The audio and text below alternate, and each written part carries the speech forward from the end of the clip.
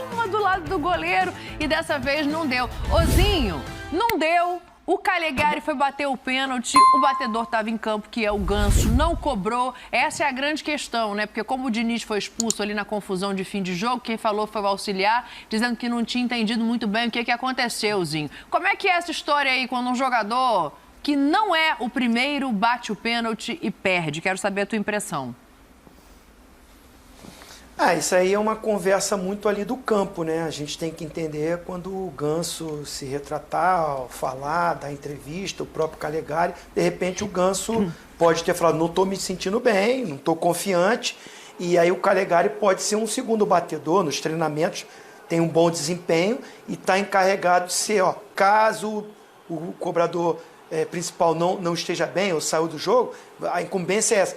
Geralmente, né, o Silas está aí, a gente comandando, a gente sempre vai para o jogo com a primeira opção, a segunda opção, às vezes até a terceira. E quando acontece algo diferente, é o treinador ali que conversa e pode determinar. Aí é uma coisa muito do campo para te responder. Mas a verdade é que o jogo, primeiro tempo foi bem morno, né? O Fluminense posse de bola, como sempre. Aí a gente está vendo o pênalti, né? A verdade é que o Perry, né? O Lucas Perry foi muito bem na bola.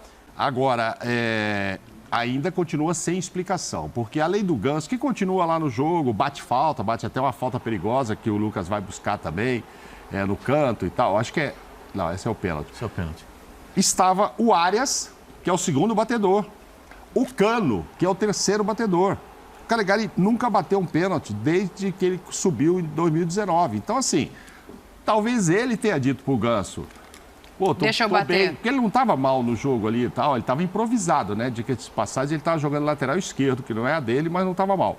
Mas aí, assim, eu acho que o Ganso vai dizer isso. Não, o Ganso vai dizer não estava inspirado, passa para o Arias. Ou não está inspirado, passa para o Cano. Acho que o Calegari, por algum motivo, talvez tenha pedido para bater. Tô bem nessa bola. Nem foi ele que sofreu o pênalti e tal, mas enfim. Sim. Ganso, não posso bater essa? Alguma coisa assim, porque senão a sequência não era ele. Ele não é o segundo batedor, até porque ele nunca bateu. E o Ganso, desde que está lá, bateu já, acho que 7 pênaltis, fez todos os gols. O Cano já perdeu um. Mas assim, quando sai do vestiário, tem lá a papeleta no vestiário. Não, mas é isso que quem bate o pênalti é esse aqui. Isso. Se ele não puder bater, bate esse aqui. Então, se ele não puder bater, bate esse aqui. Não bateu mais livre. Se não bateu nenhum desses, tem algum BO nisso aí. É isso. Vamos ouvir o Eduardo Barros para ver o que ele fala. O Diniz foi expulso. Eu achei uma arbitragem bastante nervosa, cartão já desde o início do jogo. Enfim, o Bruno Mota Correia. O Bruno Mota Correia. O David Braz foi expulso de novo no banco de reservas. Ele vai bater recorde mundial de expulsão em banco de reservas. O Braz foi. Mas vamos ouvir o Eduardo Barros para a gente tentar esclarecer aqui, porque eu acho que alguém vai ser cobrado.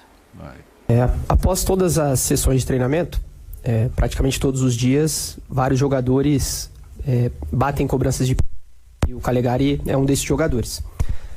Todos vocês sabem que nós temos um batedor principal, mas numa decisão de campo acabou não batendo o batedor principal. Nós temos também uma outra possibilidade, um outro jogador, e ele também não bateu.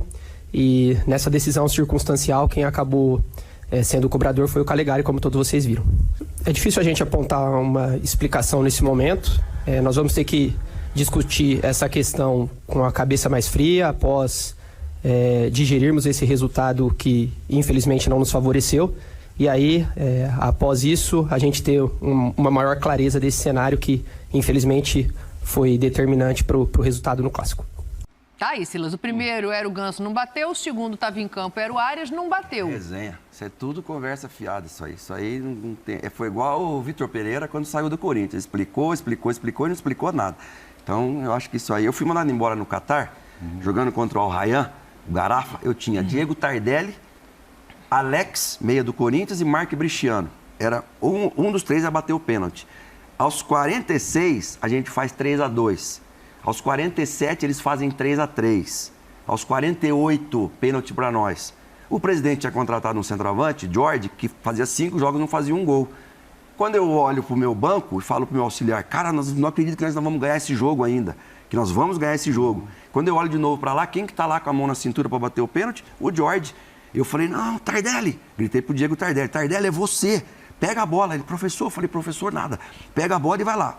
Tardelli foi, fez o gol, ganhamos o jogo. Quando a gente entra no vestiário, entra o diretor. Silas, coach, o homem tá louco da vida com você, o Sheik. Falei, por quê? Era pro Jorge bater o pênalti. Falei, quem falou? Ele. Como que eu vou ver o cara lá na tribuna, sentado na cadeira de ouro dele lá, ele apontou que era pro Jorge bater o pênalti. Eu falei, não, ele manda no clube. Quem manda no jogo e no time sou eu.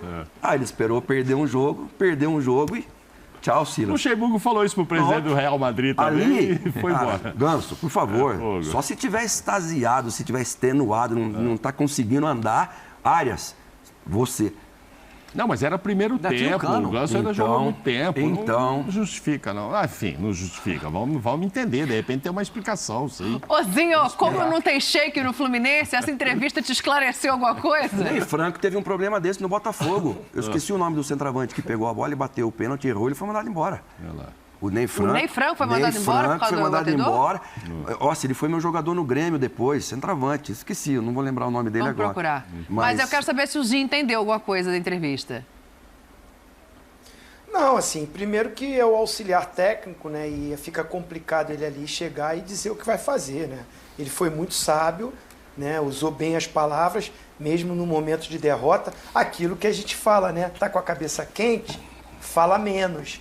Não dá arma para o inimigo, não vai causar uma polêmica, perdeu o jogo, perdeu a invencibilidade, né? Você vai ficar apontando o dedo pro jogador, você vai ficar falando do outro, e isso, como o Pascoal diz, dá BO dentro do grupo. Então ele foi malandro, olha, não era o determinado, nós temos os batedores, foi uma decisão de campo, com a cabeça fria, nós vamos conversar e saber o que aconteceu para esse tomar uma atitude. Foi perfeito, mas o que dá para entender é o seguinte... Não era determinado pela comissão técnica. Foi uma decisão de dentro de campo. Aí os jogadores têm que se retratar, falar por que isso.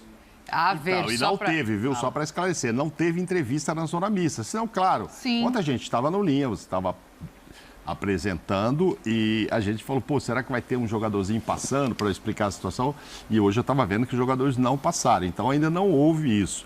Até o Birner levantou uma questão ontem que talvez faça sentido.